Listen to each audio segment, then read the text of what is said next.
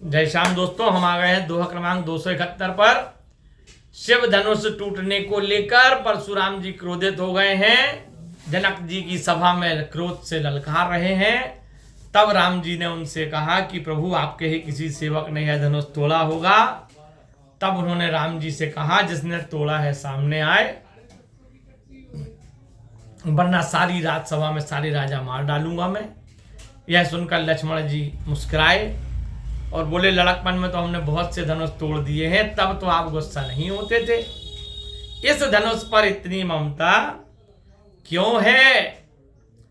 तो मित्रों, आपको बताऊं कि लक्ष्मण जी ने ऐसा कहा कि लड़कपन में हमने बहुत सी धनुइयां तोड़ी हैं। इसके पीछे कहानी है कि एक बार परशुराम जी ने सारे राजाओं को जीत कर उनके धनुष इकट्ठे करके रख दिए थे, जिसमें कुछ देवताओं के भी धनुष थे। उस धनुष के भार से पृथ्वी और शेषनाग जी दबने लगे थे। वे दोनों, पृथ्वी और शेषनाग जी, स्त्री और पुरुष का भेष बनाकर परशुराम जी के पास गए। उन्होंने यह भी विचारा कि अगर ये धनुष राक्षसों के हाथ लग गए तो बड़ा अनर्थ होगा। और पृथ्वी ने कहा कि महाराज, मैं और मेरा यह बालक बड़ा दुखी हैं, हमें कोई आश्रय नहीं देता है, मुझे अपने यहाँ आश्रय दीजिए। और हमारा बालक भी बड़ा चंचल है।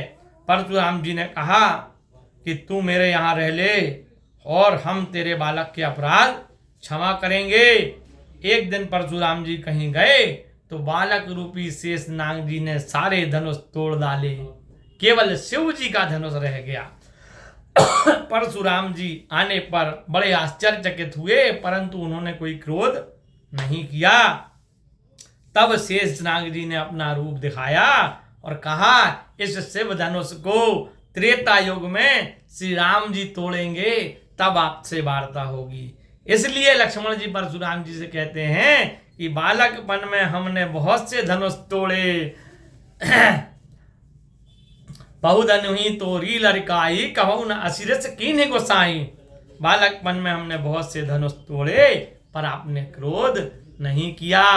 यह सुनकर परशुराम जी कहते हैं, रे नृप बालक काल बस, बोलत तो ही न संभार। धनु ही सम त्रिपुरारी धनु, विदित सकल संसार। सियापति रामचंद्र की जय, पवन सुत हनुमान की जय। लखन कहा हंसी हमरे जाना, सुनहु देव सब धनुष समाना। काछति लाभ जून धनु तोरे, देखा राम नयन के भौरे। छुअत टूट रघुपति ही न दोसु, मुनि बिन काज करई कत रोसु। बोले चितई परसु की ओरा, रे सट सुनहि स्वभाव ना मोरा। बालक बोली बधऊ नहीं तोही, केवल मुनि जड़ जान ही मोही। बाल ब्रह्मचारी अति कोई, विश्व विदित क्षत्रिय कुल द्रोही। भुजबल भूमि भूप बिनु कीनी, विपुल बार मही देवन दीनी। सहस बाहु भुज छेद निहारा, परशु बिलोक महीप कुमारा। परशुराम जी बोले, हे राजपुत्र, तू काल के अधीन हो गया है, इसलिए संभल कर नहीं बोलता है। संसार प्रसिद्ध शिव जी का धनुष क्या छोटे से धनुष के समान है? लक्ष्मण जी ने कहा हंसकर, हे देव सुनिए, हमारे लिए सब धनुष बराबर हैं। पुराने धनुष को तोड़ने में क्या हानि और क्या लाभ? श्री रामचंद्र जी ने तो नवीन के धोखे से इसे देखा था। रामचंद्र जी के छूटे ही अगर यह टूट गया है तो इसमें रामचंद्र जी का दोष नहीं है।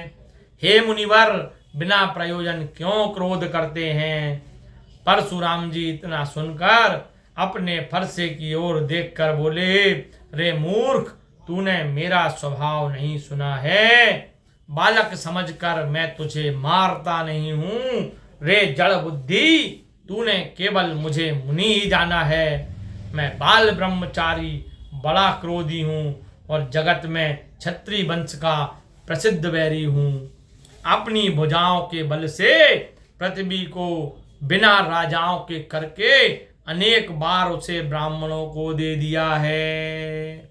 हे राजकुमार, सहस्त्र भाव की भुजाओं को काटने वाले इस फरसे को तू देख ले। बोली राजा रामचंद्र की जय।